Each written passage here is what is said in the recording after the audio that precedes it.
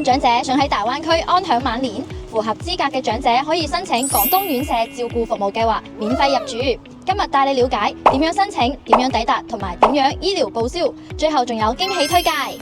長者計劃嘅申請條件：一、香港永久性居民，年滿60歲或以上；二、正在或即將申請香港社會福利署資助長期護理服務中央輪候冊上面輪候；三、經過社署評估確認健康狀況適合院舍照顧服務。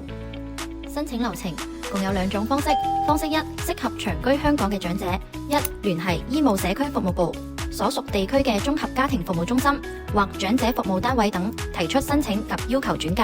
二、經安老服務統一評估，確定長者嘅護理及照顧需要；三、根據評估結果申請有關服務；四、透過社會福利署中央輪候冊申請資助宿位；五、獲取通知成功匹配廣東院舍照顧服務計劃和泰中心提供安老服務。方式二，適合長居內地嘅長者，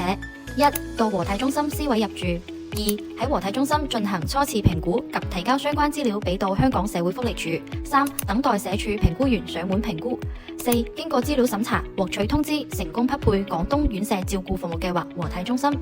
交通方式建議搭乘高鐵西九龍站到廣州南站，轉乘汽車直達。醫保申請提交居住合同、回鄉證、身份證、相片回執資料，即可申請居住證。辦理居住證後90天內即可辦理佛山市居民基本醫療保險，可按比例報銷醫療費用。